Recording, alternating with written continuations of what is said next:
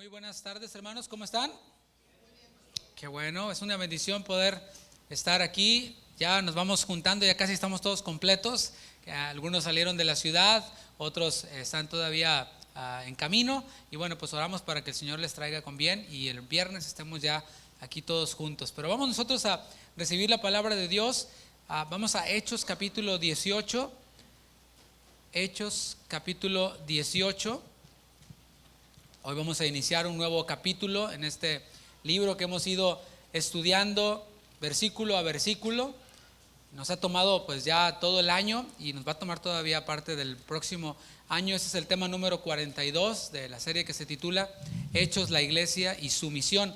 Hoy vamos a abarcar desde el versículo 1 hasta el versículo 23 de este capítulo 18, pero vamos a tomar como base los versículos 9 y 10. El título de la enseñanza es Dios anima a sus siervos. Dice Hechos 18:9.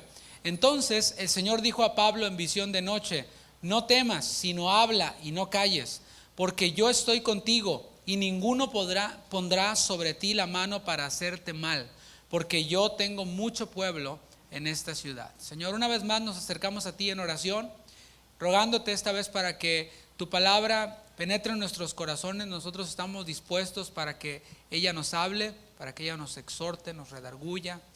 Y Señor, queremos pedirte que así sea, que tú hables a nuestras vidas con libertad, que hables a nuestras vidas lo que tengas que hablar para poder nosotros así hacer los ajustes necesarios y cada día irnos pareciendo más a ti. Porque la senda del justo, como dice tu palabra, es como la luz de la aurora que va en aumento hasta que el día es perfecto. Y así queremos, Señor, cada día ir siendo santificados, pareciéndonos más a ti.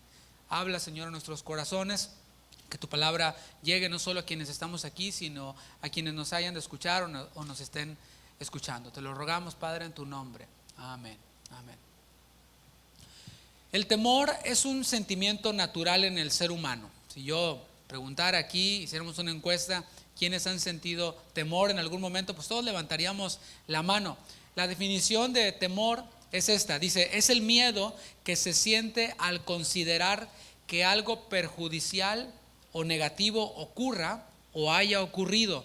Esa es la definición de la palabra temor. Un miedo que se siente al considerar que algo perjudicial o negativo vaya a ocurrir o que haya ocurrido en el pasado también. Tenemos, por ejemplo, temores a diferentes cosas. Digamos que un temor colectivo en esta ciudad en la que estamos es el temor a un huracán, ¿no crees?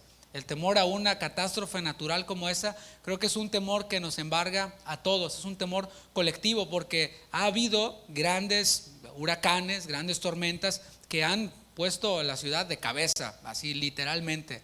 Muchos han perdido sus trabajos, muchos dicen mi vida antes de Harvey o mi vida después de Harvey o de la tormenta que sea, ¿no? ¿Por qué? Porque sí causa un impacto y ya hoy en día es un temor nada más ver el cielo nublado o saber que nos acercamos a las temporadas de huracanes, ¿verdad que sí? O a una enfermedad, por ejemplo. Existe temor colectivo a las enfermedades. Yo no sé usted, pero cuando pensamos, o vaya, ni siquiera queremos pensar que nos vaya a dar una enfermedad terminal o una enfermedad pues que ya sea incurable o un asunto como este, ¿no? El temor se relaciona con la palabra fobia. No sé si has escuchado esa palabra en el pasado, la palabra fobia. Esa palabra fobia es del griego phobeo y significa hacer huir, hacer correr. Eso es la palabra fobia relacionada con la palabra temor también. Por ejemplo, si tú le temes a las arañas, ¿alguien aquí le teme a las arañas? ¿Sí? ¿Le temes a las arañas? O no sé, yo personalmente le temo a los ratones. O sea, no puedo ver, no tengo problema con las cucarachas, las arañas, pero un ratón, ahí sí me va a haber colgado de uno de esos. Así. No los puedo tolerar, ni siquiera los hámsters, nada. Les tengo fobia. Cuando veo uno, me hace huir. Eso es fobia, ¿no? Eso es hacer huir. Cuando ves, por ejemplo, una araña, si le tienes temor a una araña, pues saltas, ¿no? Y sales huyendo, aunque seas el macho de la casa, ¿verdad? O seamos, ¿verdad? Sales huyendo, sales corriendo. El temor por las arañas, o por los ratones, o por alguno de estos insectos, te puede desenfocar. Yo conozco historias, no sé tú, de personas quienes han ido manejando y de repente, mientras manejan, les aparece una araña o les aparece una avispa y se descontrolan, se desenfocan del camino. Y ha habido accidentes que han ocurrido a causa de estos desenfoques, a causa de estas fobias o de estos temores. Así que el temor, la fobia puede llegar a ser fatal en muchos de los casos.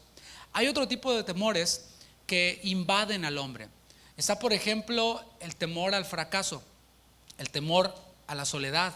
Ese tipo de temores invaden al hombre y también son en muchas ocasiones temores colectivos. Y cuando hablamos, por ejemplo, de temor al fracaso laboral o al fracaso financiero, pues vemos que esto es algo ya que ha invadido o que invade la cultura de hoy en día. El temor a los problemas. ¿Qué tal eso? Hay un temor, ¿y qué si emprendo esto y no me va bien y me va mal y hay problemas? Bueno, hay ese temor en el hombre que le invade. Muchas veces las experiencias negativas del pasado generan temor en la persona y le impiden cumplir a cabalidad con sus tareas más básicas. Dijimos que el concepto de temor es un miedo a circunstancias negativas que van a ocurrir o que han ocurrido, y es de lo que te estoy hablando, experiencias negativas del pasado. Quizás padeciste en un momento de un fracaso matrimonial, de un fracaso financiero, y esos fracasos a veces invaden tu vida y te impiden cumplir a cabalidad con tus tareas más básicas. Y dices, no, y si vuelvo a empezar en el negocio o en un trabajo y me vuelve a ir mal, y te quedas allí estancado, ¿no? Por esto, hermanos, como seres humanos, como parte de nuestra naturaleza, necesitamos ser animados, necesitamos ser alentados, porque hay muchas circunstancias que producen temor en nosotros. Por eso tenemos esta necesidad puesta por Dios de ser animados, de ser alentados. Necesitamos de esa palabra de aliento que nos diga, vamos, hazlo, no te va a pasar nada, vamos, anímate. Imagínate a un niño que va en su bicicleta, que está aprendiendo a andar en bicicleta y se cae. No sé si te pasó a ti o a tu hijo, ¿no? Que va aprendiendo en la bicicleta y se cae. Después de que se cae, muchas veces los niños dicen, no, yo ya no me subo.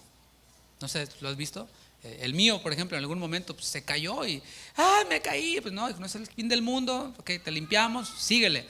No, pero tengo miedo. Pues hay que animarlo. Vamos, hijo, súbete, no te va a pasar nada. Yo estoy aquí contigo, yo te sostengo, pero ahí poco a poco lo vas soltando, ¿no? Necesitamos, todos de esta palabra de ánimo que nos diga, ánimo, yo estoy contigo, yo te voy cuidando. Ahora, vamos a hablar un poquito acerca, para introducirnos al tema, de cómo Dios anima a los creyentes, cómo Dios anima a sus siervos, porque podríamos hasta este punto decir, ¿y qué con aquellos quienes no son creyentes? Ellos también tienen la necesidad de ser animados, pero sería peligroso animar a un no creyente en su camino. Ahorita te voy a explicar un poquito más. La palabra de Dios, según 1 Corintios 14:3, es útil para edificar, es útil para exhortar y es útil para consolar. Tenemos esos tres elementos. Repito, según 1 Corintios 14:3, la palabra de Dios es útil para edificar. ¿Edificar qué es? Es construir.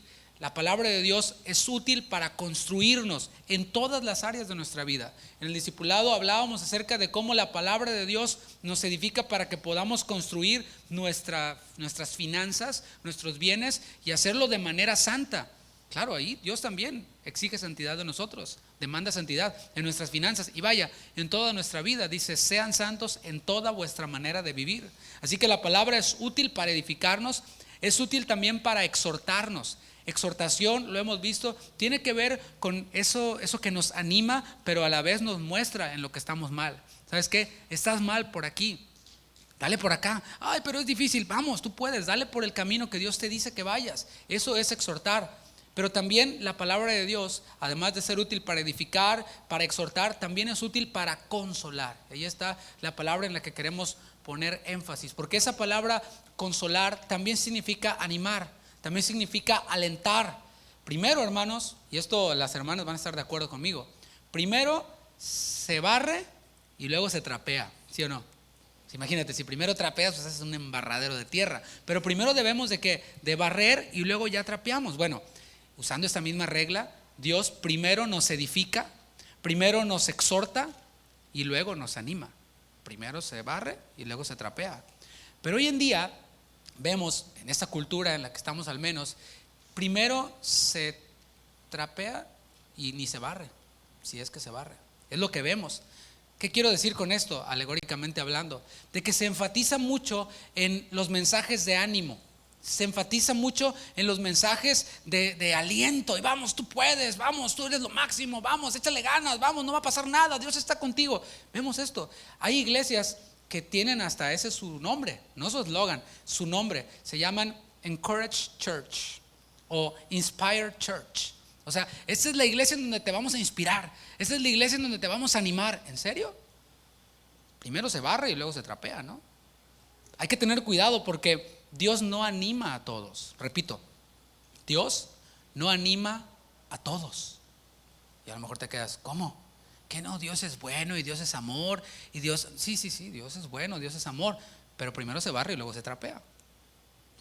A un hombre, por ejemplo, inconverso, quien no conoce a Cristo, Dios no le va a decir, ánimo, yo estoy contigo. O sea, imagínate, un inconverso, y voy a ponerlo primero en un extremo. A un inconverso que no conoce a Dios, que se dedica a vender sustancias ilícitas, estupefacientes, ¿verdad? No va a decirle Dios, ánimo, yo estoy contigo, échale la carga, llega, va a pasar la frontera, no hay problema. No, o sea, primero se barre y luego se trapea. Pero ahora me voy a ir no tan ese extremo, me voy a quedar más acá.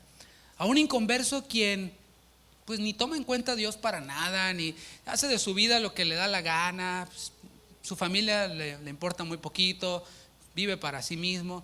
Dios tampoco le va a decir, ánimo, yo estoy contigo, síguele como vas, sigue ignorando a tu esposa, sigue ignorando a tus hijos, sigue dedicándote solo a tu trabajo, ignorando a tu familia, sigue sin tomarme en cuenta, ánimo, ¿verdad que no? Primero se barre y luego se trapea. A un hombre incrédulo, ya sea a este o al narco, Dios le dice esto, arrepiéntete y cree en Cristo. Ese es el mensaje que Dios tiene para un incrédulo. No hay un mensaje de ánimo para esa persona. Claro, una vez que se arrepiente y cree en Cristo, pues entonces Dios empieza a edificarlo. Entonces Dios empieza también a traer a su vida exhortaciones, cambios, y esto es toda nuestra vida hasta que viene esa palabra de ánimo. A un cristiano, por otro lado, a un cristiano inmaduro, ¿tú crees que Dios le va a decir, ánimo, yo estoy contigo, échale ganas, mi rebelde? ¿Verdad? Yo estoy contigo, rebelde. Nadie te va a hacer nada. Es más, tú síguele por donde vas. Nadie te va a decir nada, ¿eh? Que nadie te exhorte, que nadie te aliente con la palabra o que te exhorte con la palabra. Tú síguele, yo estoy contigo. ¿Verdad que no? Primero se barre y luego se trapea. Creo que eso es lo que se va a quedar de la enseñanza, ¿no? Dios no le va a decir eso, no le va a decir, ánimo, yo estoy contigo. Dios le va a exhortar y le va a decir, vuélvete a mí, arrepiéntete, cambia tu manera de pensar, desecha tu mentalidad mundana, aunque seas creyente, y alíñate con mi palabra. Y cuando camines alineado en mi palabra, vas a padecer. Y ahí yo voy a estar para animarte. Ahí yo estoy contigo. Dios se reserva, hermanos, sus palabras de ánimo para aquellos quienes están haciendo su voluntad. O sea, Dios no tira sus palabras de ánimo así a diestra y a siniestra. ¿Ves por qué es peligroso poner? Nosotros somos la iglesia para inspirar. Vénganse todos, así como estés, y te tiramos un mensaje inspirador cada domingo. No, porque entonces no hay transformación, no hay cambio. Conocía yo a una persona quien no era creyente, se dedicaba a los negocios, iba a una iglesia que está por aquí en la ciudad, muy famosa, muy conocida, y decía, no, pues yo voy a tal iglesia. Ah, ¿eres cristiano? No, yo no. ¿Cómo? No, es que yo voy nada más porque ahí me inspira. O sea, el cuate que habla ahí, o sea, me anima para que yo salga y haga mi vida y mis negocios y todos mis asuntos, pero con todo, me motiva, me anima.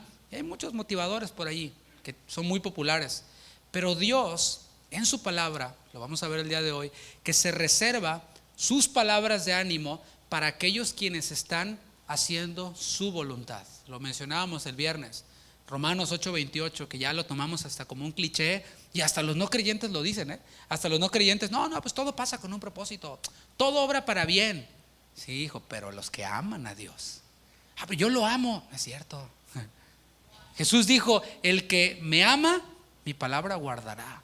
¿Sí? Si me amáis, guardad mis mandamientos. O sea, si tú no consideras lo que el Señor dice, no digas que le amas. O sea, vele, como dicen, a otro perro con ese hueso, ¿no? Pero el que ama al Señor guarda sus mandamientos, y ese quien le ama guardando sus mandamientos, a ese sí le aplica, a él todas las cosas obran para bien, le ayudarán para bien. Hacer la voluntad de Dios a menudo trae consigo aflicción, a menudo trae consigo dolor. Hace unas semanas, en la serie de los viernes, hablábamos acerca de la mentira. Y hablábamos este tema, búsquelo ahí en las redes sociales. Y en alguien surgió la pregunta, oye, y si yo tengo, pues yo llegué a este país así como llegaron, ¿cuántos millones de hispanos? Ya, ¿cuántos van? 12, ¿no? Algo así. Bueno, estoy aquí sin documentos, ¿no? Ok, tú, bueno, ok. Y pues para poder conseguir un buen trabajo, tengo que usar papeles que compré en la pulga, papeles falsos. ¿Cómo ve? ¿Dios me va a bendecir ahí? Bueno, pues escucha la enseñanza, ¿no? Escucha la enseñanza. Los mismos abogados de migración no recomiendan que se haga eso. O sea, yo escuchaba un documental o un segmento en las noticias que decían, si usted está aquí sin documentos, lo peor que puede hacer es usar papeles chuecos, porque ese es un crimen federal y le va a ir, pero como en feria. Así que pues mejor le refiero nada más a lo que dice la ley, ¿no? Pero decir, ¿sabes qué, Señor? Yo te creo a ti. El abogado decía, rompa sus papeles falsos, destrúyalos, deshágase de ellos. Y a lo mejor te viene la convicción del Señor de que pues debemos de vivir en verdad, porque Jesús es el camino, la vida y la verdad. No es un Dios de falsedad, ni de mentira, ni de estafas, ni de asunto, ¿no? Entonces, si tú dices, bueno, Señor, ya me confrontaste, si los rompo, voy a perder este trabajo y voy a tener que buscar un trabajo más donde gane menos. Bueno, ¿usted qué cree? ¿Dónde cree que Dios lo vaya a bendecir? ¿En ese trabajo en donde gana menos y Dios va a suplir sus necesidades, o en el que tú te encontraste con tus papeles chuecos, con tus papeles falsos, y ahí piensas que está la bendición de Dios? ¿Me entiendes? Ahí es donde está el asunto. Mi punto aquí es que hacer la voluntad de Dios a menudo nos va a traer aflicción, nos va a traer dolor, nos va a traer pues tensión, y por eso es que Dios anima a sus siervos. Dios no te va a decir, ánimo, yo estoy contigo, y con tus papeles chuecos, falsos, ¿no? O sea, bueno, qué bueno que lo esté reflexionando. Por eso decimos que Dios se reserva sus palabras de ánimo para quienes están haciendo su voluntad. Ahora sí vamos a versículo 1 de Hechos 18. Después de estas cosas, Pablo salió de Atenas y fue a Corinto. Dice, después de estas cosas, eso se refiere a lo que ocurrió previamente. Tengo que hacer un breve repaso así rapidito. En el capítulo 16 vemos que Pablo fue a Filipos, y allí en Filipos Pablo estaba haciendo ¿qué? La voluntad de Dios, que era predicar el evangelio. Pablo estaba pues haciendo lo que el Señor le había llamado a hacer a todos los creyentes, pero a él particularmente plantando iglesias. Estaba allí en Filipos. ¿Qué ocurrió? Haciendo la voluntad de Dios, fue encarcelado. Ya sabemos lo que ocurrió ahí en Filipos, cómo Dios se glorificó. Después de ahí, en el capítulo 17, Pablo fue a Tesalónica. En Tesalónica hubo un éxito tan grande que los envidiosos empezaron a tratar de perseguir, como ya ha sido un patrón, ¿verdad? A perseguir, a acusarlos, y aún los nuevos creyentes padecieron. Vimos que esa iglesia tenía 3 semanas de haber sido fundada, y los nuevos creyentes de aquel lugar de Tesalónica ya estaban padeciendo por Cristo. Y se nota que les predicaron un evangelio de veras. No ese de ánimo, Dios está contigo, y viene la tribulación, pues no, que Dios está conmigo, y se van, ¿no? Al mundo, o a reclamarle a Dios. Pero vemos, eso es lo que ocurrió en Tesalónica en el capítulo 17. De ahí Pablo partió a Berea. En Berea había un pueblo dispuesto para alabar al Señor, para escuchar la palabra. Había un pueblo dispuesto para escudriñar lo que escuchaban, cotejarlo con la palabra, con las escrituras que ellos conocían. Y los rebeldes venían atrás de Pablo buscándolo hasta fuera de la ruta para perseguirlo, para callarlo. De allí Pablo partió a Atenas, que fue el mensaje que vimos la semana pasada, en donde encontró un lugar lleno de idolatría. Allí cero Dios, aunque había una sinagoga, la gran parte de la ciudad estaba entregada a la idolatría, estaba entregada a todo este asunto de filosofía y de tratar de buscar la explicación a todo, ¿no? Y en aquel lugar, Atenas, una ciudad grande, realmente pocos creyeron. Realmente pocos. Solamente vimos que una mujer llamada Damaris y el Areopagita. De ahí en más no tenemos mayor registro de conversión en una ciudad tan grande como lo era Atenas. Pablo también, además de predicar ahí en el Areópago, en el Ágora también, predicó en la sinagoga. Pero en la sinagoga se encontró con que los judíos prefirieron quedarse con sus tradiciones, prefirieron quedarse con su religión. Y los griegos, por otro lado, pensaban que el evangelio era solo una materia más que aprender, una filosofía más que aprender, y prefirieron quedarse con filosofía y superstición. Eso fue lo que ellos eligieron abrazar. Ahora sí, después de todas estas cosas, Pablo sale de Atenas y va a esta ciudad que es estratégica en la Biblia, por lo menos, que es la ciudad de Corinto. Esta ciudad tenía una ubicación geográfica muy, muy buena. Esta ubicación geográfica de Corinto la convirtió en el principal centro de almacenaje y de distribución de comercio en el Mediterráneo. Era como un istmo que tenía acceso a todos lados. No solo era popular por eso, sino que también había mucha liberalidad. Si Tesalónica era como Las Vegas, bueno, esta era como, no sé, algo peor. Esta liberalidad moral era característica de los de Corinto. De hecho, ya se había hecho como un verbo. Vamos a corintear, ¿no? O sea, en vez de vamos a reventarnos, vamos a corintear. Era lo que ellos decían, ¿no? Había una mezcla de idolatría con desenfreno sexual. O sea, esto es algo que a lo mejor nuestra mente no alcanza a digerir. Pero por ponerlo de alguna forma, no sé si hay alguien aquí del norte de México, de Sinaloa, por allá en aquellas áreas, en Mazatlán, en Los Mochis, en Culiacán, en todos esos lugares, hay una mezcla de crimen con religión. O sea, hay como una narcocultura en la cual hay el patrón Martín Valverde, el santo de los narcos, en donde la gente va. El otro día había un reportaje y lo llevan en peregrinaciones a este santo que no es oficial de la Iglesia Católica, no lo reconoce, pero ahí la gente le rinde culto, ¿no? a este Martín Valverde. Y ellos se ponen a fumar marihuana y le dan a fumar a su ídolo, ¿no? Y ellos supuestamente le piden milagros y le rezan y le prenden veladoras, y es todo un asunto religioso, pero conectado con el crimen. Es algo como que contradictorio y raro. Bueno, Corinto era todavía peor, porque era la mezcla de la inmoralidad sexual, del homosexualismo, del lesbianismo, del bestialismo, de todo lo que te puedas imaginar, combinado con religión, combinado con supuestamente lo que era religioso. Había adoración a una diosa llamada Afrodita. No sé si la has escuchado. Afrodita era lo popular en la región de Corinto. De hecho, tenía un templo que contaba con más de 1000 prostitutas y prostitutos sagrados, le llamaban ellos. Esta era la ciudad a la que el Espíritu Santo estaba guiando a Pablo para que entrara. He escuchado gente que dice: no, ni pases por Las Vegas porque es la ciudad del pecado. Bueno, yo veo a Pablo entrando a una ciudad que superaba a Las Vegas por mucho. Humanamente, la tarea que Pablo iba a desarrollar allí, la misión que Dios tenía para Pablo, humanamente era muy difícil, ¿no crees? Venía de un fracaso en Atenas, por llamarle así de una forma, para ingresar a una ciudad como esta, y parecía el asunto distinto, parecía el asunto difícil. Después de estas cosas, Pablo venía seguramente desconcertado, venía quizás desanimado. La incredulidad, y el rechazo a Dios son cosas que desaniman a un siervo de Dios.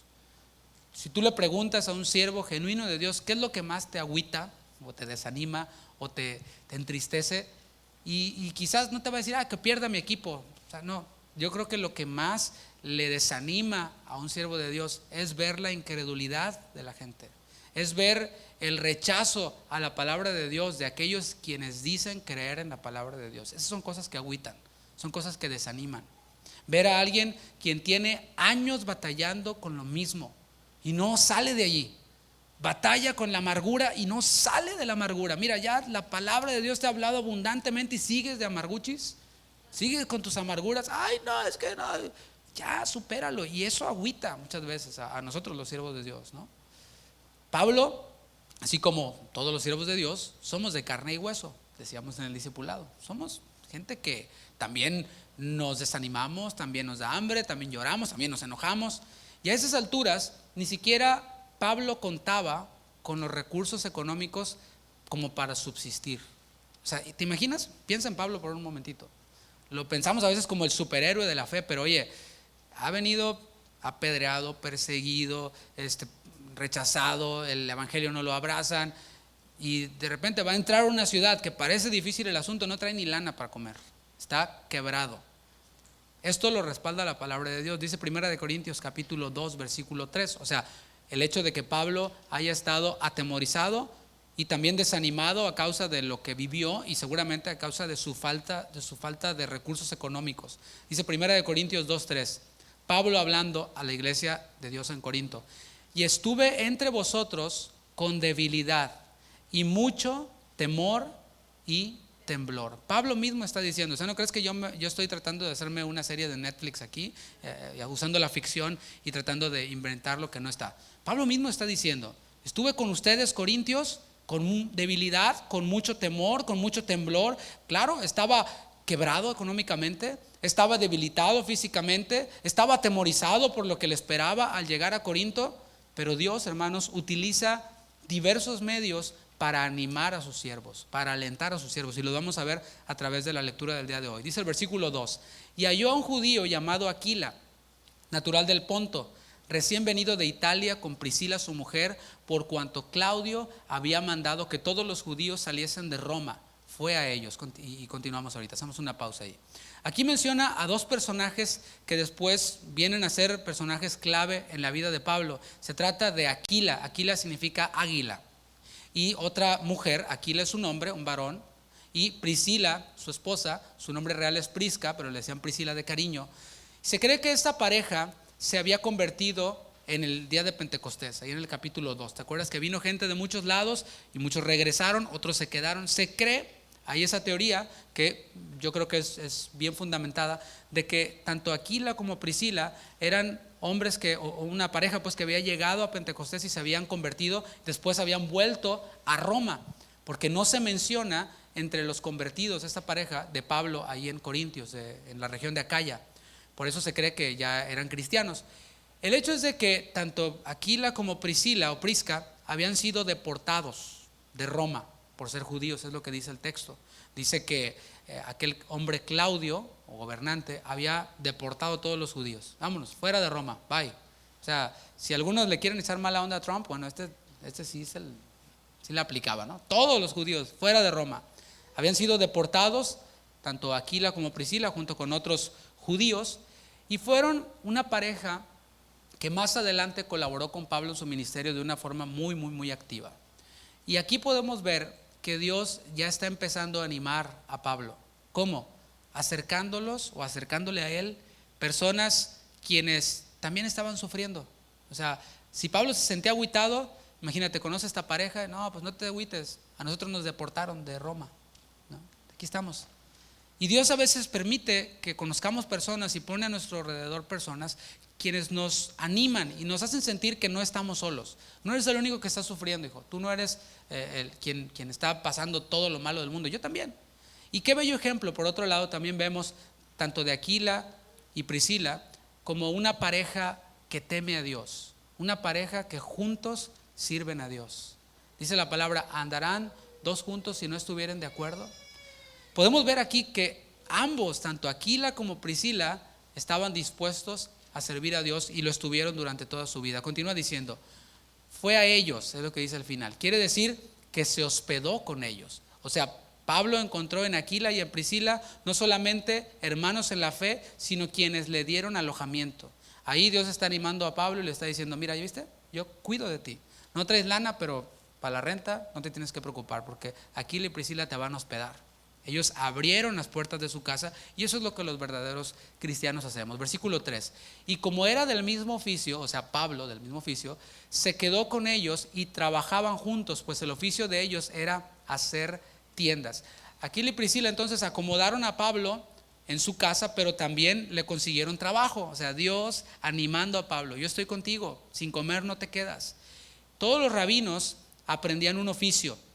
El oficio de Pablo era hacer carpas, hacer tiendas, como tiendas de circo. Era un trabajo pesado, eran carpas grandes. Un trabajo pesado, un trabajo agotador que te consume y que no solo te consume tu energía, sino que además le estaba consumiendo su tiempo. Dice el versículo 4. Y discutía en la sinagoga todos los días de reposo y persuadía a judíos y a griegos. Y es que el trabajo consume nuestro tiempo, ¿sí o no? 40 horas de nuestro tiempo si te va bien. 40 horas. Entonces vemos que el trabajo que Pablo estaba desarrollando como fabricante de tiendas o de carpas le estaba consumiendo tiempo, pero nunca le hizo perder el enfoque. ¿Por qué? Porque dice que discutía en la sinagoga todos los días de reposo. O sea, solo un día, el sábado, día de reposo. El resto de los días Pablo estaba trabajando, haciendo tiendas. Así que el principio que vemos aquí de Pablo es que aunque tenemos un trabajo que consume nuestro tiempo y cosas que consumen nuestro tiempo, nunca debemos de perder el enfoque que el Señor ha puesto en nosotros, de hacer su voluntad, de servirle. Así que el trabajo nunca debe ser una excusa para servir a Dios. Pero Pablo era alguien quien había sido llamado por Dios para una misión específica. Él necesitaba suplir sus necesidades por otro lado. O sea, aunque tengas el llamado de Dios, aunque seas misionero o pastor o lo que seas, pero tienes que comer igual. O sea, no es como que, oiga, el de la renta, ¿no? No, yo soy siervo de Dios, ¿no? Ni el de la luz, no funciona, con el de T-Mobile ni con el de TXU, no trabaja. Pablo necesitaba suplir sus necesidades y todos los días se dedicaba a trabajar, separando, por supuesto, el día del Señor. No solo iba como oyente, sino que también estaba haciendo la obra de Dios ahí. Vemos que Pablo se congregaba, O sea, Pablo no decía, no, yo soy apóstol, yo no necesito. No, Pablo se congregaba en la sinagoga y ahí en la sinagoga tanto recibía, pero también daba, anunciaba el evangelio, dice el texto, a judíos y a gentiles o a griegos. Lo ideal, lo que nosotros vemos en la escritura, decíamos en el discipulado, y lo bíblico, es que los ministros estén de tiempo completo en el ministerio, que se dediquen a eso. O sea, que el soldado se dedique a la guerra, ¿no? O sea, la milicia, lo que le toca. Es lo que vemos. Tan pronto como sea posible, tan pronto como la iglesia tenga las posibilidades, pues lo ideal es que los ministros estén de tiempo completo. Es lo que dice 1 Corintios 9:14. Así también ordenó el Señor a los que anuncian el evangelio, que vivan del evangelio. O sea, no es pecado que el pastor reciba un sueldo y que pague sus biles, lo que sea. Y no hay nada de malo en eso, es bíblico. Dice que los que anuncian el evangelio, que vivan no de otra cosa, sino del evangelio, si es posible, por supuesto. En este caso, no era posible. En este caso, Pablo tenía que trabajar, pero era algo temporal. Es lo que vemos en el versículo 5. Dice, y cuando Silas y Timoteo, de Hechos 18, y cuando Silas y Timoteo vinieron de Macedonia, Pablo estaba entregado por entero a la predicación de la palabra, testificando a los judíos que Jesús era el Cristo. ¿Te fijas? Aquí ocurrió un cambio. Versículo 4, Pablo trabajaba todos los días, excepto el sábado, y el único día que le quedaba lo usaba para predicar. Pero en el versículo 5 dice que Pablo estaba entregado por completo o por entero a la predicación de la palabra, y ahora había retomado su plan, que era primero ir a los judíos y después a los gentiles. ¿Qué fue lo que hizo esa diferencia? Lo que está ahí en un principio. Silas y Timoteo vinieron de Macedonia. Ellos habían quedado allá haciendo ¿qué? Edificando a los hermanos. O sea, edificando a los creyentes, formando líderes, estableciendo las iglesias, ayudando a que las iglesias fueran establecidas y fortalecidas. Y habían llegado a Corinto para encontrarse con Pablo, y en su encuentro le dieron a Pablo dos cosas. Fíjate lo que dice 1 Tesalonicenses 3:6. Son dos cosas que animaron a Pablo, que le ayudaron a él a estar animado. Dice 1 Tesalonicenses 3:6. Recuerda que Pablo había ido a Tesalónica y allí se quedaron sus compañeros de ministerio, Silas y Timoteo. Dice 1 Tesalonicenses 3:6. Pero cuando Timoteo volvió de vosotros a nosotros, o sea, de Tesalónica y de aquella región a donde estaba Pablo, y nos dio buenas noticias de vuestra fe y amor, y que siempre nos recordáis con cariño, deseando vernos, como también nosotros a vosotros. Por ello, hermanos, en medio de toda nuestra necesidad y aflicción, fuimos consolados de vosotros por medio de vuestra fe. Esa fue la primera cosa que tanto Silas como Timoteo le trajeron a Pablo. Le llegaron, mira Pablo, el asunto en Tesalónica y en la región de Macedonia está maravilloso. Los hermanos están creciendo en la fe. Ellos te mandan sus cariños, te mandan sus abrazos, desean verte, desean que estés bien, y además te mandan otra cosita. Dice Filipenses 4:15, porque acuérdate que Pablo fue a Filipos también y allí se fundó una iglesia. Filipenses 4:15. Y sabéis también vosotros, oh filipenses, que al principio de la predicación del evangelio, cuando partí de Macedonia, que es la región en donde estaba Filipos, Tesalónica, Berea, ninguna iglesia participó conmigo en razón de dar y recibir. Oye, qué interesante, ¿no? Pablo se fue de allí sin dinero. ¿Por qué? Porque las iglesias apenas iban empezando. Había que darles toda una enseñanza como la que tuvimos el domingo pasado y ese domingo en el discipulado, para que ellos tuvieran luz respecto a lo que tiene que ver con apoyar la obra de Dios. Así que Pablo partió de allí, según el texto, y nadie le dio nadita. Dice que nadie participó, ninguna iglesia participó conmigo en razón de dar y recibir, sino vosotros solos, los de Filipos. Segunda de Corintios capítulo 11, versículo 9. Y cuando estaba entre vosotros y tuve necesidad, ahora está hablando a la iglesia en Corinto, a la iglesia que va a fundar, a ninguno fui carga, pues lo que me faltaba lo suplieron los hermanos que vinieron de Macedonia. ¿Quiénes? Silas y Timoteo. Y en todo me guardé y me guardaré de seros gravoso. No les seré una carga a ustedes, corintios, porque ya mis necesidades han sido suplidas por medio de la ofrenda que estos siervos de Dios han traído de nuestros hermanos que están en la región de Macedonia. ¿Vamos bien hasta aquí? La ofrenda que Silas y Timoteo le entregaron a Pablo le sirvió para que pudiera él estar de tiempo completo en el ministerio.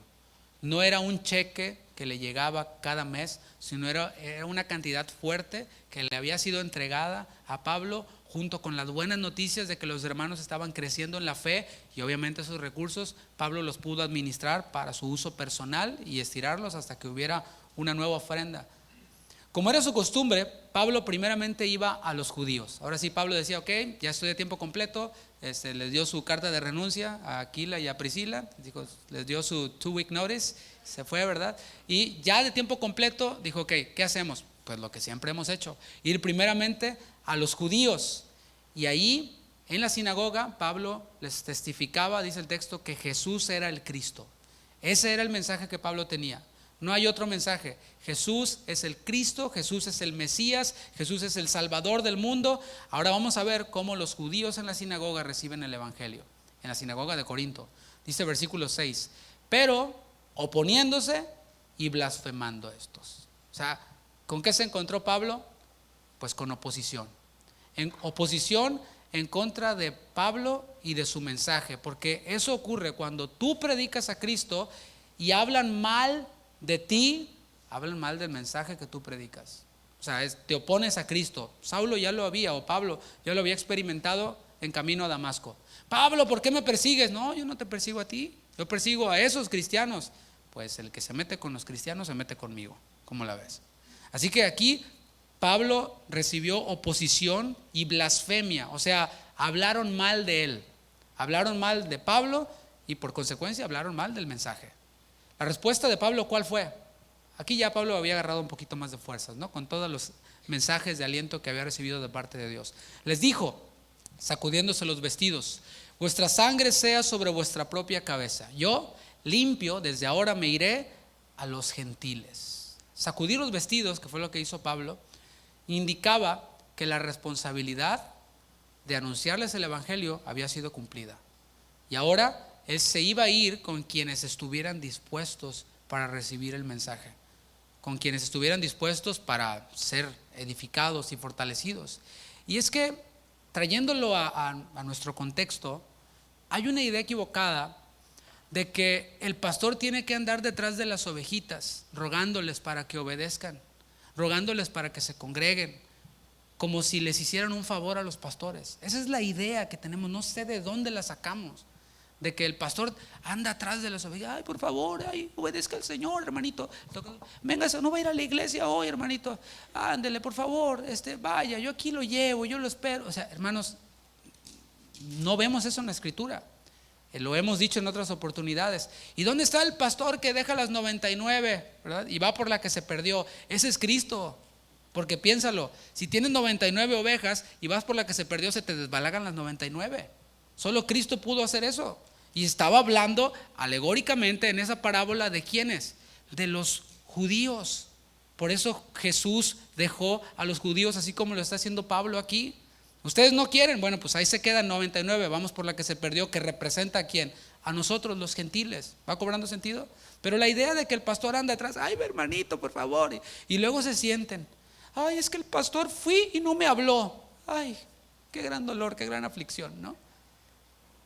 no le hace usted un favor al pastor, ni a los líderes, ni a Dios con obedecer su palabra. El favor nos lo hacemos nosotros mismos. Amén. Muchos pastores andan atrás de sus congregantes tratando de agradarlos.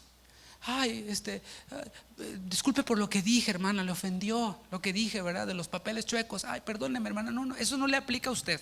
Usted sí puede tener sus, pero no se vaya de la iglesia, por favor, ¿no? Y andan así tratando de agradar a sus congregantes, y esto lo que provoca es un temor para predicarles el verdadero evangelio. O sea, pastores que bailan al son de sus congregantes. Ay, no voy a decir esto porque no se vaya a ofender. Y terminan dándoles puros mensajes motivacionales, de inspiración, y ya todo esto se volvió un caos, ¿no? Pero la sangre de sus congregantes va a caer sobre ellos. Esta es la enseñanza que vemos en Pablo. Pablo dice, yo les prediqué a Cristo.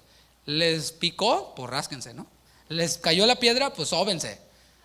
Ahí está, este es el evangelio. Pero no lo quieren recibir, quieren blasfemar, ok, bye. Yo estoy limpio de la sangre de ustedes. Pero hacer lo contrario y bailar al son de quienes no quieren creer, pues es un juicio que nosotros mismos nos acarreamos. Eso, hermanos, no es así. La obra no se puede detener por quienes rechazan obedecer al Señor. La obra de Dios no se puede detener. O sea, y lo digo en esta iglesia local con todo el respeto, con todo el amor, la obra tiene que continuar. Si alguien no quiere obedecer, no lo vamos a forzar, porque Dios no le hace manita de puerco a nadie. Es convicción de cada quien. Yo confío en que la palabra que se predica tiene lo suficiente como para que nos confronte, como para que nos alumbre y diga, ¿sabes qué? Uy, tengo que obedecer al Señor. ¿Qué más puedo hacer yo? Dios no necesita de mi ayuda. Nuestra responsabilidad es predicar, es alimentar, es cuidar, aconsejando con la palabra. Es entonces cuando podemos decir como Pablo, cuando nosotros estamos predicando, estamos dispuestos a alimentar, dispuestos a aconsejar, dispuestos a todo esto, y la persona no quiere obedecer, es cuando nosotros podemos decir así como Pablo, pues que su propia sangre caiga sobre su propia cabeza. Ustedes le darán cuentas a Dios, yo estoy limpio de la sangre de ustedes. Y hay que trabajar con quienes están dispuestos. Ese es el otro asunto, que muchos pastores ante ovejas rebeldes, ante ovejas testarudas, se agüitan y dicen, ay no, y se van allá a la cueva, ¿no? Como Elías. Ay, no, ok, move on. Y hay dos que quieren, pues dale con dos que quieren. Dos que quieren darle respuestas a Dios, pues adelante con esos dos, ¿no? Sacudir los vestidos, como lo hizo Pablo, no es algo que se disfrute. O sea, quiero que eso nos quede claro. No es que, ay, pues no quieres, llégale, ay, como que lo disfrutamos. No, o sea, es lo que vemos en la palabra, pero eso se hace con dolor. Es algo doloroso. La mayoría del tiempo causa desánimo. Hay un profundo amor por los hermanos y un intenso deseo de ver a los hermanos creciendo en la fe. A menudo yo les he dicho a quienes se han puesto ahí sus moños, ¿no? O se ponen rebeldes de repente, hermano, ¿tú qué crees que nosotros queremos el mal para ti? Pues no, o sea, te estamos exhortando con la palabra porque queremos que subas al siguiente nivel espiritual, porque llevas años atorado ahí. Y es doloroso cuando tenemos que hacer eso. Si no, pues no quiero, brother, pues con el dolor del mundo, pero bye. Pablo mismo, hablando de sus paisanos judíos, dijo, si yo pudiera ser anatema o ser maldito, lo sería para que mis hermanos judíos fueran salvos. Pero no se puede. No se puede. Cada uno tiene su propia respuesta. Dice el versículo 7, y saliendo de allí se fue a la casa de uno llamado Justo, temeroso de Dios, la cual estaba junto a la sinagoga. O sea, rápidamente, ¿te fijas? Dios suplió un lugar para que el evangelio fuera predicado, porque la sinagoga era donde el evangelio estaba siendo predicado. Ahora corren a Pablo, blasfeman contra él y Pablo se queda sin congre, sin local. O sea, entonces vemos aquí que Dios rápidamente responde, le da la respuesta, y así es como Dios anima a Pablo, dándole una casa de uno llamado Justo, temeroso de Dios. Pero algo interesante es que esta casa estaba al lado de la sinagoga. Así como que, ay Señor, ¿no me podías mandar al otro lado de la ciudad? No, al lado de la sinagoga. Versículo 8, y Crispo, el principal de la sinagoga, creyó en el Señor. Ahí estaba el propósito de Dios, con toda su casa. Y muchos de los corintios, oyendo, creían y eran bautizados. Podemos ver aquí entonces los primeros frutos en Corinto. Muchos creían e inmediatamente testificaban, se bautizaban. Entre ellos destaca Crispo, el principal de la sinagoga. Y el Señor, hermanos, provee para su iglesia. Para la obra de Dios, Dios provee. El Señor no solo provee, sino añade a su iglesia. Lo que hacemos nosotros es plantar y regar fielmente, fielmente, fielmente. Es lo que debemos de hacer, plantar y regar fielmente. Porque si nos detenemos con los que no quieren, pues descuidamos a los que sí quieren. Entonces, simple lógica, ¿no? Debemos de plantar y debemos de regar fielmente, porque el Señor da el crecimiento, el Señor añade a su iglesia, el Señor provee a su iglesia. Cuando dicen amén. Versículo 9. Entonces el Señor dijo a Pablo en visión de noche: no temas, sino habla y no calles. Y este versículo es muy interesante, sobre todo cuando vemos todo este contexto que hemos visto. Aunque Pablo había vivido una etapa difícil, las cosas parecía que se estaban enderezando, ¿no crees? O sea, iba no tan mal como en otras ocasiones. Había persecución y el Señor le rescataba, pero aquí lo más que había pasado es que lo habían echado de la sinagoga, pero inmediatamente el Señor suplió. Así que, ¿por qué me parece interesante? Porque el Señor está animando a Pablo en una situación que se está enderezando. Ahorita te explico un poquito más. Porque a estas alturas, Pablo ya sabía cómo trabajaban las cosas. Él ya sabía. Nos empieza a ir bien, la obra empieza a prosperar, y entonces es cuando vienen los problemas. Todo está muy bueno, Señor. ¿A qué horas va a llegar el garrotazo? ¿A qué horas va a llegar la pedreada, ¿no? ¿A qué horas va a aparecer la oposición que nos va a hacer huir de aquí, como ocurrió en los otros lugares? Seguramente ese temor se apoderó de Pablo en su interior, en lo interior, porque a veces tú ves a la persona y la ves muy bien, pero hay temores en su interior. A veces tú ves a ministros y los ves predicando con poder y todo, pero en su interior hay temores, hay dolor. Pablo lo decía, y lo que sobre mí se agolpa, la carga por las iglesias, por los hermanos y todo esto, ¿no? Entonces es cuando el mismo Señor Jesús se le aparece a Pablo en una visión y le dice esas palabras: no temas, habla y no calles, porque yo estoy contigo. Vamos a desglosar estas palabras que Jesús le dio en visión a Pablo. Le dice: no temas, o sea, no tengas miedo, ánimo, porque el temor te paraliza. El temor te hace inútil para la obra del Señor, para mi obra, le dice Jesús a Pablo. No temas. En lugar de temer, sustituye tu temor por hablar. Habla y no calles, o sea, hace un énfasis. En lugar de ocuparte pensando en lo malo que pueda ocurrir, decir: ay, todo va muy bien, ahorita va a pasar algo malo. Todo va muy bien en la iglesia, al rato un hermano sale de rebelde. O sea, en vez de pensar en eso, le dice: no calles, habla, ocúpate hablando mi evangelio, ocúpate haciendo mi obra. Esas palabras de ánimo, hermanos, llevan un sello de garantía, el más grande que hay. Le dice después, versículo 10: porque yo estoy contigo. ¿Qué tal? No temas, habla, no calles, yo estoy contigo. Y esto no es algo nuevo. O sea, Pablo no recibió una nueva revelación. ¿Te fijas? Nosotros no vamos a recibir nuevas revelaciones, sino lo que está en la palabra. Y lo que el Señor Jesús le estaba diciendo a Pablo coincidía con su palabra. Él mismo lo había dicho antes a sus discípulos en Mateo 28:20, cuando les dio la gran comisión. Les dijo: y he aquí, yo estoy con vosotros todos los días hasta el fin del mundo. Amén. ¿Cuándo? Cuando hacemos la gran comisión, Mateo 28.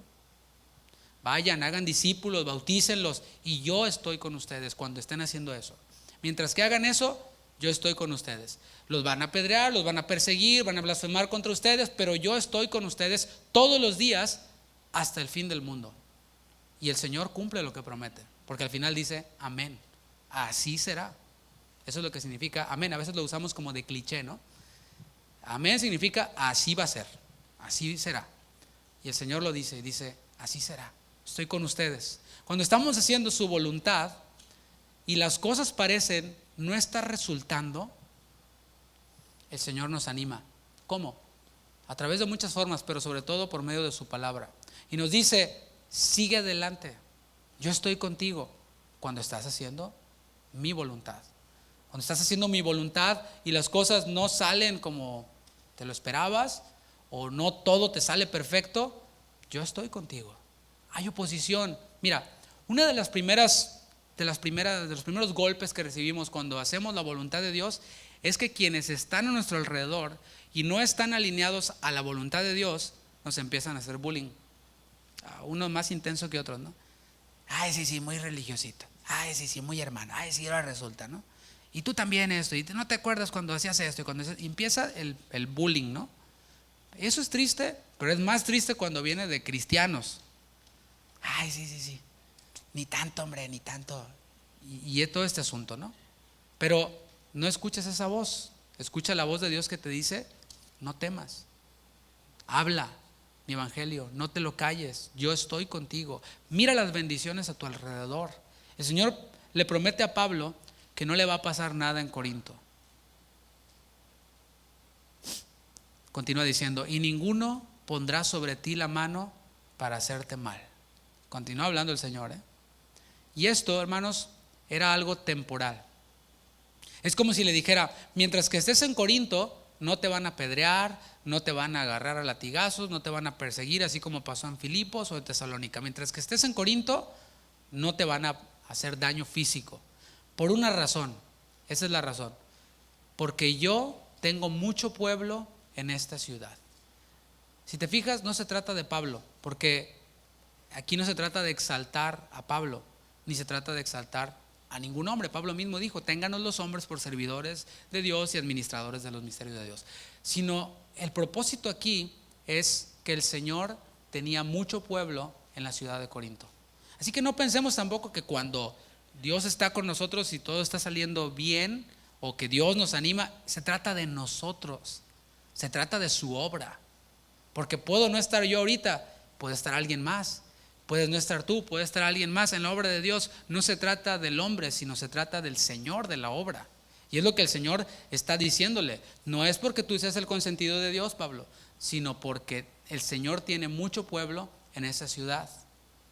Dios tenía un plan y Corinto estaba incluido en ese plan de Dios. Había muchos en quienes Dios estaba obrando y solamente hacía falta algo: que se les hablara del evangelio. Y así mismo, hermanos, si estamos haciendo la voluntad de Dios, atravesamos por tiempos de estabilidad o de ánimo. Bueno, hay que utilizar ese ánimo para predicar el evangelio, para servir al Señor, porque Dios está obrando ahora mismo en alguien a nuestro alrededor. Dios está obrando a través de diferentes situaciones, de diferentes circunstancias.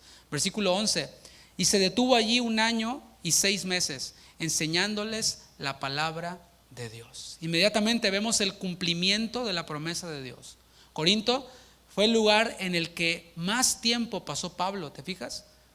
¿Cuánto tiempo pasó? 1 año y medio. O sea, nunca había pasado tanto tiempo en un lugar Pablo. ¿Por qué? Porque el Señor cumplió lo que le prometió. Y no quiere decir que no hubo problemas en la obra que Pablo estaba haciendo. No hubo alborotos que pusieran en riesgo su vida, pero problemas seguramente los hubo. Dice el versículo 12: pero siendo Galión procónsul de Acaya, los judíos se levantaron de común acuerdo contra Pablo y le llevaron al tribunal, diciendo: este persuade a los hombres a honrar a Dios contra la ley. O sea, aquí hubo un cambio de gobierno y aquellos quienes en un principio blasfemaron se quedaron allí guardaditos, calladitos por un tiempo. Pero en la primera oportunidad que tuvieron, aquí vemos que trataron de acusar a Pablo. Dice el versículo 14: y al comenzar Pablo a hablar, Galión dijo a los judíos: si fuera algún agravio o algún crimen enorme, oh judíos, conforme a derecho, yo os toleraría. Pero si son cuestiones de palabras y de nombres y de vuestra ley, vedlo vosotros, porque yo no quiero ser juez de estas cosas. Y los echó del tribunal. ¿Qué tal? Galión tenía claro, el nuevo gobernante tenía claro que su función como gobernador no tenía que ver con asuntos religiosos. Y eso es bueno que lo pensemos. El Estado y la iglesia deben de estar separados. ¿Por qué? Pues uno tiene que aprender de sus errores, ¿no? Como cristianos. En el pasado ya se unió la iglesia y el Estado cuando Constantino, y ve el terrible desastre que se hizo, ¿no? Fue el peor momento para la iglesia. Versículo 17: entonces todos los griegos, apoderándose de Sóstenes, principal de la sinagoga, le golpeaban delante del tribunal. O sea, tal vez fueron los griegos lictores quienes sacaron a golpes del tribunal a Sóstenes, quien era el principal de la sinagoga. Es la posibilidad que vemos. Dice: pero Galión nada se le daba de ellos. O sea, Galión, pues allá péguenle su calentadita al principal de la sinagoga, no me importa, ¿no? Versículo 18. Mas Pablo, habiéndose detenido aún muchos días allí, después se despidió de los hermanos y navegó a Siria, y con él Priscila y Aquila, habiéndose rapado la cabeza en Cencrea, porque tenía hecho voto. Vamos a explicar esto un momentito. Pablo no salió huyendo de Corinto como en otras ocasiones. Vemos que la ley le amparó, le respaldó de alguna forma, dijo: yo no me voy a meter en asuntos de su religión, eso arréglenlo ustedes. Y eso le permitió a Pablo que se quedara ahí en Corinto por un tiempo, y después salió acompañado de Aquila y de Priscila, de esta pareja piadosa, creyente. Y antes de zarpar de Corinto, dice el texto que se rapó, o sea, se cortó el cabello, se cortó la barba también. Se cree que esto fue en respuesta a la promesa que Dios le hizo a Pablo. O sea, el Señor Jesús se le apareció y le dijo: yo estoy contigo, no temas, tengo pueblo en esta ciudad, nadie te va a tocar. Y como que en respuesta Pablo dijo: ok, voy a hacer un voto nazareo. Este voto nazareo consistía en no cortarse el pelo, no tocar muertos y no consumir el fruto de la vid. O sea, no podía tomar vino, ni siquiera podía comer uvas, ni nada que tuviera que ver con la uva o con la vid. Este era el voto nazareo que Pablo hizo, no como el apegarse a la ley, sino una respuesta a la promesa de Dios. No sé si usted me vaya siguiendo en esto. Dios había cumplido su promesa en Corinto, ¿sí o no? Estuvo 1 año y medio, Dios cumplió, nadie le puso la mano encima. Es más, ahora estaba delante de este tribunal y Dios le había respaldado. Así que Pablo lo que hacía era cumplir con el voto nazareo que había hecho, con la promesa que había hecho. Nosotros, hermanos, no estamos obligados a hacer estos votos, por favor. Vaya a cortarse su pelito, normal, no hay problema. No estamos obligados a hacer votos de acuerdo a la ley, pero no hay absolutamente nada de malo con hacerle promesas al Señor. No hay nada de malo en decirle: Señor, me comprometo contigo a esto o a esto que dice en tu palabra. Es de hecho algo bueno. Así fue como lo hizo Ana, ¿te acuerdas? Con su hijo Samuel en el templo. Ella no podía tener un hijo y dijo: Señor, si tú me das un hijo, yo lo voy a dedicar para ti. Y bueno, Ana lo cumplió. Así que nosotros no tenemos la obligación de hacer este tipo de votos, pero podemos hacerle promesas al Señor de otro tipo. No sé si tú conoces a alguien quien haya dicho: Señor, si me sacas de esta, te voy a servir. Y luego lo saca el Señor y brilla por su ausencia, ¿no? O no sé si hay alguien aquí de esa forma, pero bueno, ahí el Señor te está hablando, ¿no? El hecho es de que no lo hacemos por la ley, es voluntario, pero Eclesiastés 5:4 dice: cuando a Dios haces promesa, no tardes en cumplirla, porque Él no se compadece en los insensatos. Cumple lo que prometes, es lo que dice Eclesiastés 5:4. Así que ve haciendo memoria lo que le has prometido al Señor. El cumplimiento del voto nazareo se tenía que concluir en Jerusalén. Allí en Jerusalén se ofrecía un sacrificio, y junto con el sacrificio se aventaban los cabellos que se habían cortado de la cabeza y de la barba. Dice el versículo 19: y llegó a Éfeso y los dejó allí. Y entrando en la sinagoga discutía con los judíos, los cuales le rogaban que se quedase con ellos por más tiempo, mas no accedió. Ahorita te explico esto. Sino que se despidió de ellos diciendo: es necesario que en todo caso yo guarde en Jerusalén la fiesta que viene, pero otra vez volveré a vosotros si Dios quiere. Y zarpó de Éfeso. Entonces, en su camino de regreso a Jerusalén para cumplir con su voto, pasa por Éfeso, aquel lugar al que Dios le había dicho: aquí no. O sea, aquí no, por aquí no, porque Dios tenía otro tiempo. Ahora parecía que sí era el tiempo, porque allí se detuvo, predicó con los judíos, y los judíos le rogaban. O sea, ahora no lo perseguían, ahora le decían: quédate otro ratito con nosotros y háblanos más. Pero Pablo decía: tengo una promesa que cumplir, tengo que cumplir con esa promesa. Se despidió y les dijo: es necesario que en todo caso yo guarde en Jerusalén la fiesta, porque en esa fiesta es en donde cumpliría él este voto nazareo. Les dijo Pablo: pero otra vez volveré a vosotros si Dios quiere. Eso es lo que nosotros debemos de decir, no como un cliché. No, si Dios quiere, si Dios quiere, si Dios quiere. Hay que pensarlo. Pablo sabía lo que estaba diciendo.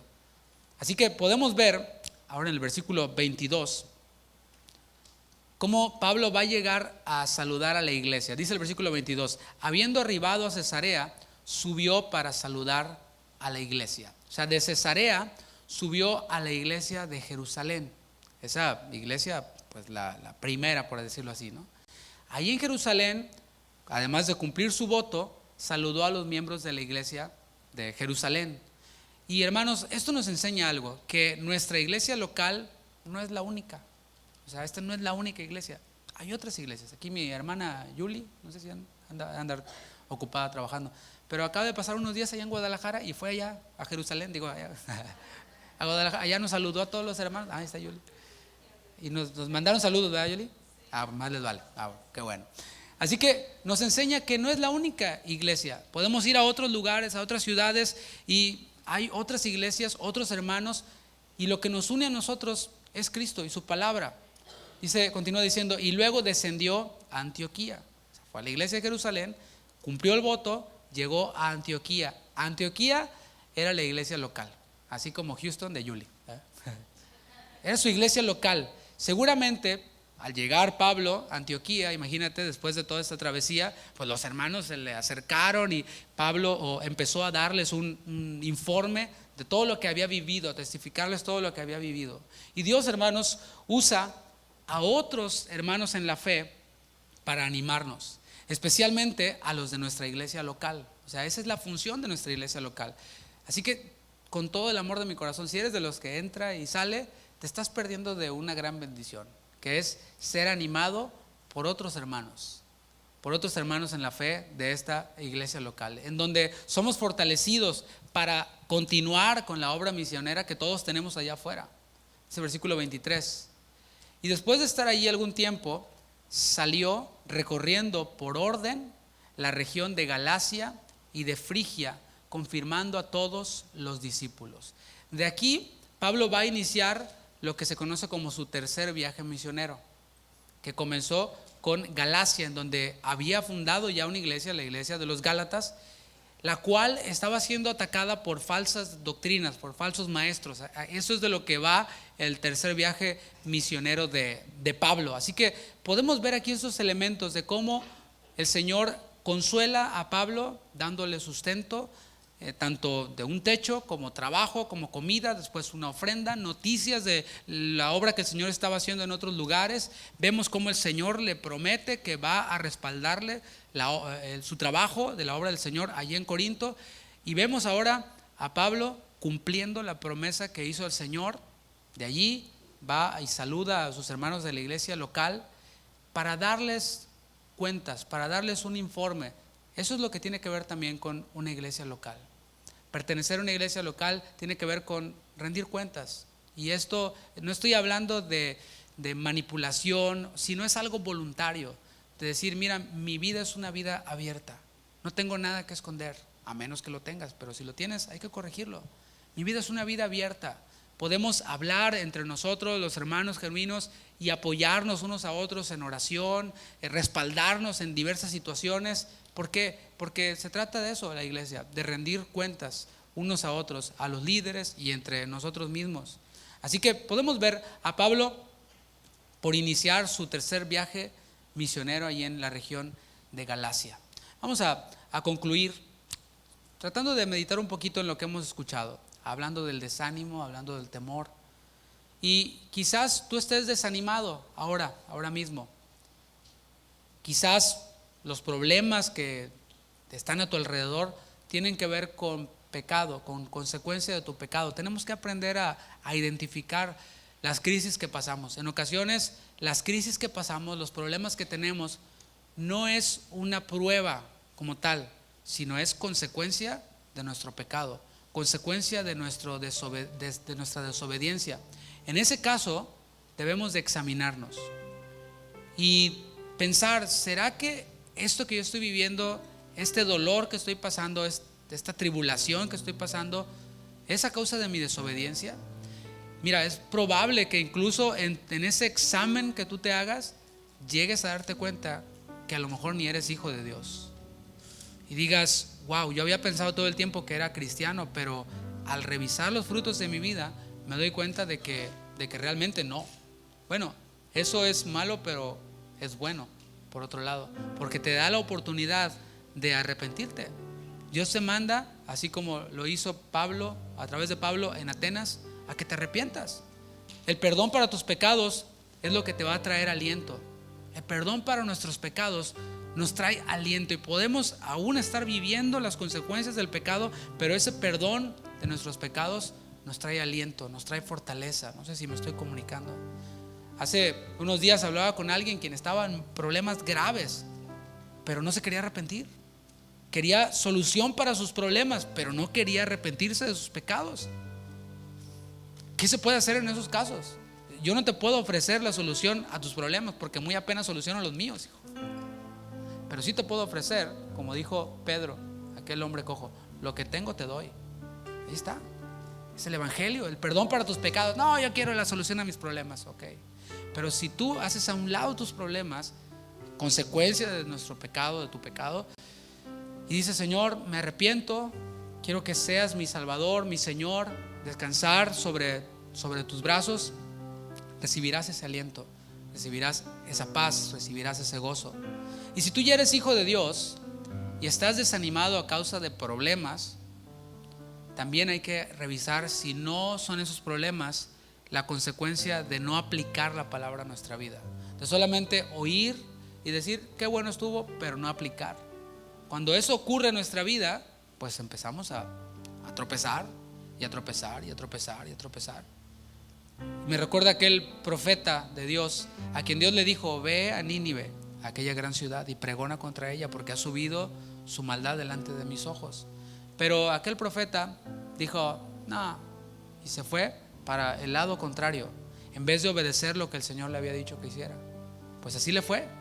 Pero al final fue, después de estar 3 días en el vientre de ese pez, fue expulsado. ¿Y qué crees que le dijo Dios? Ve a Nínive, porque Dios no cambia su palabra. Así nosotros estemos todos revolcados, todos llenos de basura de pez, así como Jonás, el Señor nos rescata, pero nos va a seguir diciendo lo mismo. No va a decir: ay, como tú ya sufriste mucho, mijito, te voy a dar tu propia Biblia y va a ser diferente contigo. No, pero sí podemos rendirnos al Señor.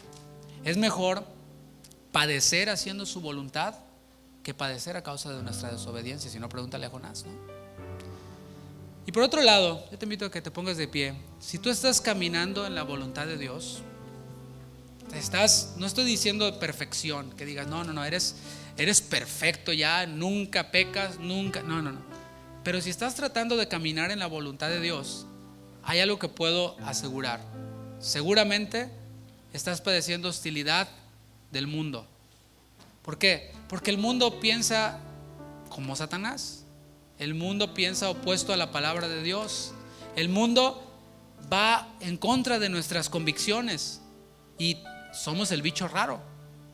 Te dicen: no, es que las cosas son así, la Biblia dice, pero eso ya está anticuado, ya pasó de moda. Y tú dices: no, yo creo y tengo convicción en la palabra. Entonces se vuelve un problema, se vuelven las hostilidades más fuertes cada vez.